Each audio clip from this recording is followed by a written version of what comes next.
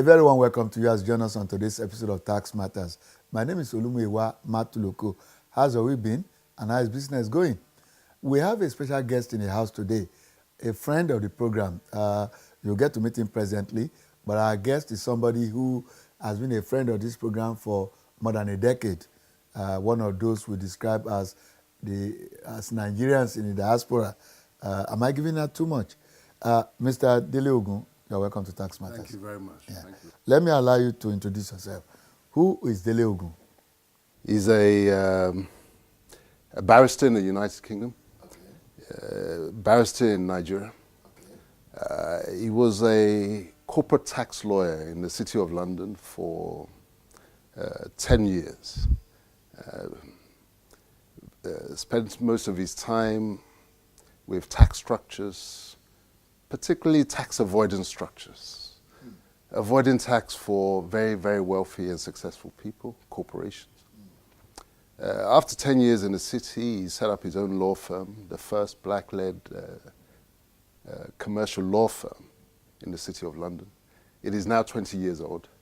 It started as AMYMAT Law. Everybody used to know me as AMYMAT Law, yes. And when the Lagos branch was opened back in 2000, we've rebranded it a little now. It's now Akin Palmer. That's from Akindele, which is the full version of my first name. And in Nigeria here, people love the Ogun dimension. So we've rebranded the Lekki office as Ogun, the law firm, to intimidate all others. We're interested in that your practice as a corporate tax lawyer. What are the major similarities or differences, or both, the similarities, the differences between the Nigerian tax system and that of the UK? Well, as you know, the much of Nigerian law was inherited from the British. Nigeria having been a colony for since its creation until independence in 1960, and we've carried on with the English legal framework, particularly so in the context of taxation. So the tax principles that apply here, whether it is income tax, corporation tax, value-added tax, all of them find their origin and their genesis in the UK tax system. Okay. So where the difference now lies is this, that the British tax system has evolved. The tax laws are reviewed, I wouldn't even say annually, they're reviewed almost daily, because the industry of tax lawyers is so strong over there. It was our business as tax lawyers to find the loopholes that had been left by the tax legislation. If there was a gap, we would exploit it. I always like to use a football analogy. If the goal is open, you will score. Of course. So it was down to our opponents who were on the Inland Revenue side, often lawyers as well, often accountants. It was their job. They were the goalkeepers. It was their job to stop the goals getting through and to plug the loopholes. But that meant that they had to be on top of the tax laws. They had to subject them to critical review on a daily and a progressive basis. Because a key part of the tax dynamic in the UK is the role of judges, tax cases. I'm not sure I see as many tax cases where they're really drilling into the philosophy of the legal principles underlying the tax laws. I don't see so much going on within our jurisdiction here. But there, if you looked at most of the law reports that came through the high courts, the Supreme Courts, you'll find a significant number of them were tax cases. You'll find that in the UK, the sharpest lawyers were tax lawyers. I know the corporate lawyers would try and argue with that, but we could always do their area as corporate tax, as corporate lawyers. They could never get their minds around corporate tax concepts. So that's one of the fundamental differences. But going down to the particulars, One of the headline differences is, take the area of capital gains tax. I've looked at the tax laws in this country up to a point, and I see an exemption, a big, big exemption. Me looking at it from the eyes of somebody who has been practicing tax law in the UK, I said, why on earth is that there? This is an open goal for people to shoot in. This is the exemption in relation to capital gains tax on shares. Now, maybe you can help me out. Why on earth is that exemption there? The argument that led to the removal of capital gains tax on dividends was that we wanted to encourage people to invest in stocks.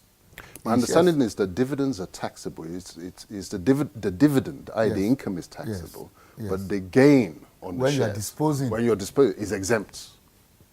So there was, you were saying that they were using it to attract what? yeah, they wanted to encourage people to invest in the stock market, in the stock exchange, in stocks and shares. So where's the investment? I mean, I have not seen the evidence. If that was the philosophy that was underlying that exemption, it beholds the government to review the performance, to look back and say, has it produced the results that we anticipated?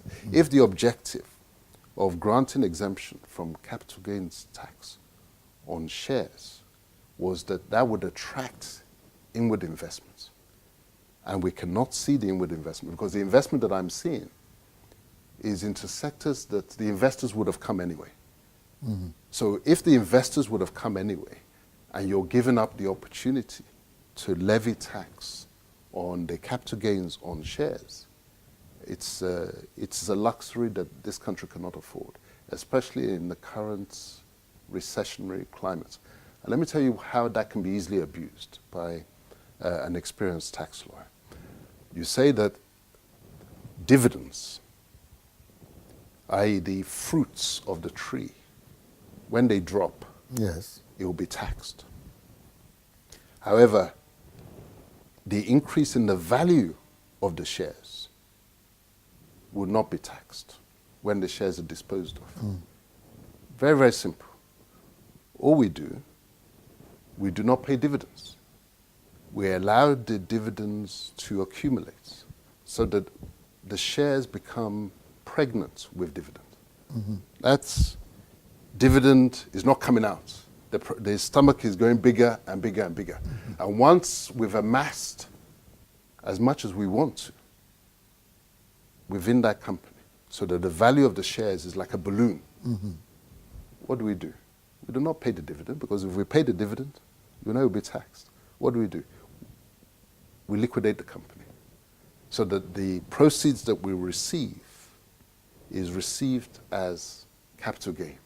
And you've said there's no tax on capital gain. Do people liquidate companies as often as they do in the UK here? I mean, I rarely hear about liquidation of companies here. Good point.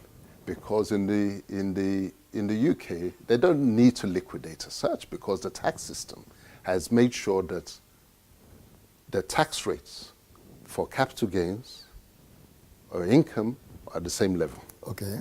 And there's no exemption for tax on gains, whilst simply saying we're going to tax dividends. You advertise into the whole world, say, look, don't take your money out as dividends, take it out as gain, and then you can exist tax-free. It is standard tax planning. What does it take to set up a company? You liquidate the company, you start a new company, and you go back to the same routine again. Let that new company be pregnant with dividend. And when the time comes you want to take your money out, liquidate it and start again. So that's one of the significant differences between here and there. In circumstances where this country needs money, and we know we need money, the word on every child's tongue right now is recession, recession, recession. And yet we're in a situation where those who are not in recessionary circumstances, those whose economies are attracting investments, they are taxing gains on shares And we're saying we're not taxing gains on shares. We're shooting ourselves in the foot. We're giving away the little that we have. It reminds me of the parable of the talents, the biblical parable of the talents. The one who buried the talent that he had, and the other one used his talent to generate more. We are burying the one talent that we have. You must review the laws and tax the gains on the shares. That is where the big boys are playing. This is another significant difference. You see, the burden of taxation as between the employee and the self-employed in this country is distorted. In the UK, employees through the PAYE system, they carried their burden of tax. But the self-employed also carry their burden of taxation. What I see here is the employees have no scope to escape. Deduction at source. It is the entrepreneur himself who will deduct it from the salary of the employees. I may not even remit. I may not, there you are. I may not remit. Mm-hmm. Whereas in his own case, is he actually paying his due amount of tax across? Let alone now, he now takes the profit and now goes to invest it in shares and now makes tax-exempt capital gains. So you see, the burden of taxation is unfair. Government has to take steps to rebalance it, to introduce a greater degree of equilibrium, of parity between the wealthy group and the ones who are stuck on fixed income. The employees, those who are on pensions, those are easy victims. Government has to emulate its counterparts abroad, where their real focus is on the self-employed, the professionals, the foreign investors. Let's not delude ourselves into thinking that what brings a foreign investor here is our tax policies. No. What brings the foreign investor, to the extent that they come, is the commercial opportunities. If the commercial opportunities are good enough, the tax will be worth paying. If the commercial opportunities in any particular sector are not good enough, they're not going to come. Even if you say we're going to give you zero tax, they're not going to come. Take tourism, for example. Why are there no foreign investors as such in tourism? Because if the climate as a whole, if the framework, if the political infrastructure is not conducive to tourism, they will not come. But if you make the environment conducive to tourism, security, light, transportation, they will come. Even if you say you're going to tax that sector, they will come. So this is one of the these are one of the areas of difference. Another area is inheritance tax. You see, people don't understand the philosophy underlying inheritance tax. Over there, it is essentially a recycling mechanism. The tax system recognizes that, okay, a man is one generation, maybe a Donald Trump, very successful, billionaire. He pays his taxes as he goes along, but he's built up this multi-billion empire. When he passes, as we all will, when the time comes and he passes, should the whole of that empire pass down to his children? Why not? The logic of the system there is that it should not. That should be the opportunity to recycle at least some of that estate. As between, okay, let's rationalize it this way. There are two claimants for Donald Trump's estate in those circumstances: the offspring and the rest of society. Neither of them have worked for that money. The offspring did not work for the money. It was Mr. Trump who worked for the money. The society did not work for the money. It was Mr. Trump who worked for the money. Given that their claim of entitlement on both sides there's rough equilibrium there on the basis that neither of them work for But the it. man worked for the money, and the man now says, I want to give it to my offsprings. You can say that, but Suppose I'm an inventor, a Nobel. mm-hmm. I invented dynamite. Yes, you enjoy it during your lifetime. Yes. And we leave you to enjoy it to the max. But when you leave this earth, and we're now looking at what is left, The fruits of my labor. the fruits of you've enjoyed it during your lifetime. Yes. I want my children to enjoy You it. may well want your children to enjoy it, but when the state says that the rest of society should have a little, they should have some. We're not saying they shouldn't have any. Okay. They should have some. We can do a deal. Your offspring, your descendants, 50%. But the balance 50% to the rest of society, to recycle. Now, I hear your arguments. Of course, the arguments are strong in the case of a person who has worked very hard for their money and can show how they earned every single penny of that wealth. Patents, copyrights. You can see the evidence of what they did is there. They could present it there. What of the person who, especially we know our history here, what of those who have accumulated this wealth by questionable means? Let me not use the word corruption, but by questionable means, that it is not clear exactly how this person accumulated this wealth. During his lifetime or her lifetime, we're not able to prove he or she acquired it by corrupt means. They enjoy it during their lifetime. Where is the inequity when they pass, as we all will? Where is the inequity in now taking a share of that estate and putting it back into circulation rather than their offspring benefiting from the questionable circumstances to the exclusion of the rest of society? I think there you will say that You want to punish a dead man. we're not punishing him. He You were enjoyed it not during able his to life. prove anything while I was alive. We left and you to I'm gone enjoy it. now. We left you to enjoy it. Enjoy it. We gave you the benefit of the doubt. Enjoy it. But once you've left the stage and that estate is left as between the rest of society and the offspring, surely there's a case to say a percentage of that should come back into circulation. So today, what is the rate of inheritance tax in the UK? 40%. 40. 40%. Everything. Everything. Houses, cash in bank. You get shares. you get what they call a nil rate band, which is an exempt element. To say, okay, you can have that bit, and then the rest of it, 40%.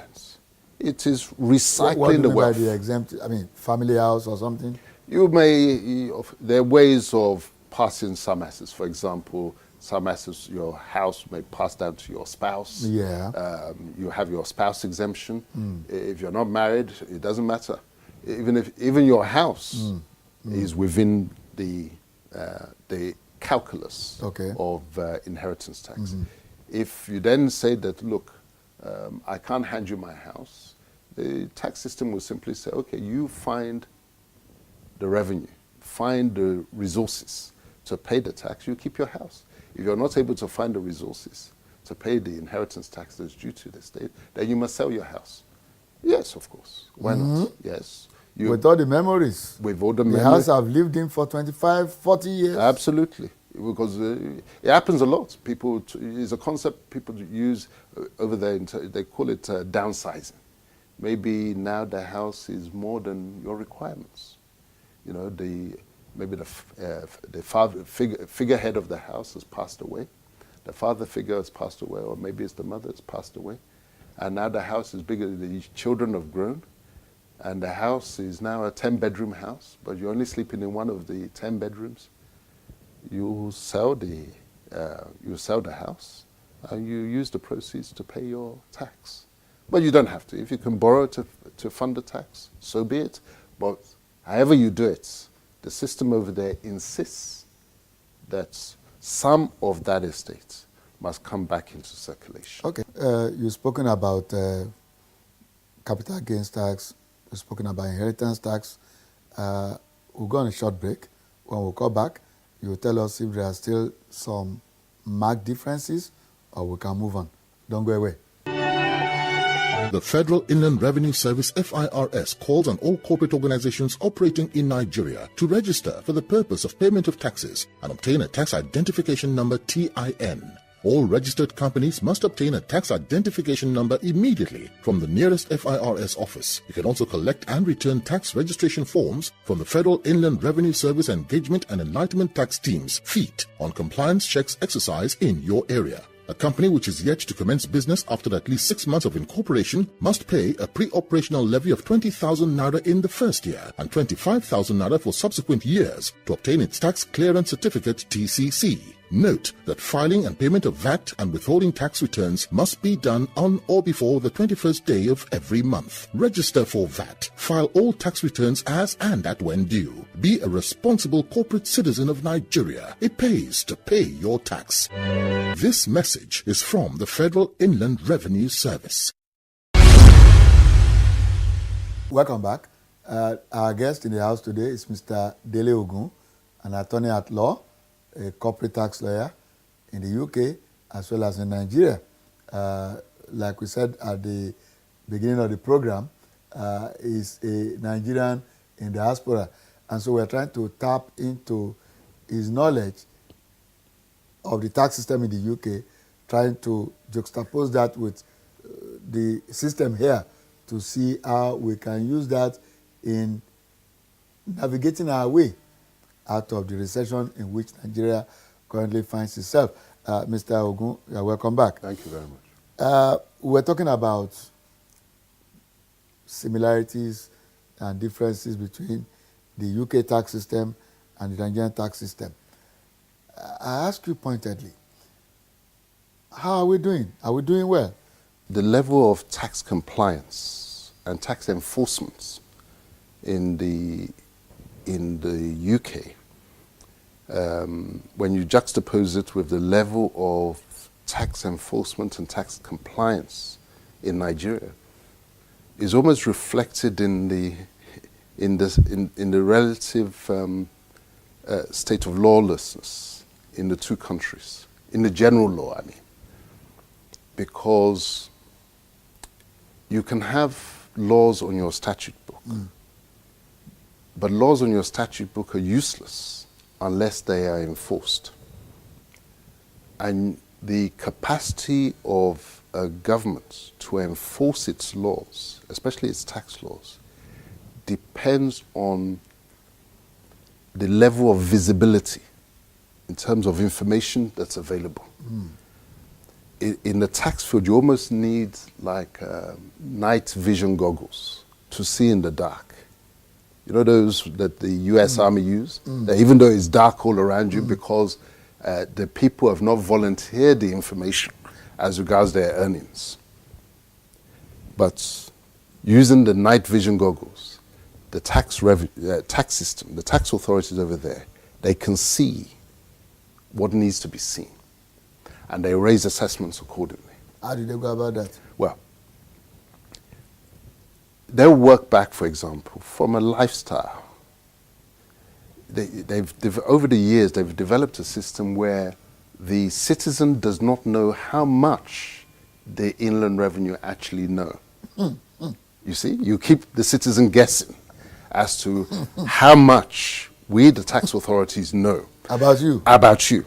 So psychologically, it starts to operate on you to say, If they grab you, like they say in Nigeria, if they grab you, that I'm sure they may know about this thing. So I better disclose it. I better disclose it.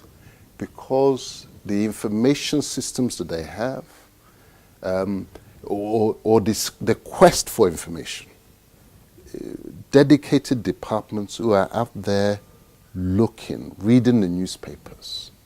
And the newspaper reports was telling me about this person's lifestyle. He's just bought a new Bentley. But I look at his tax records.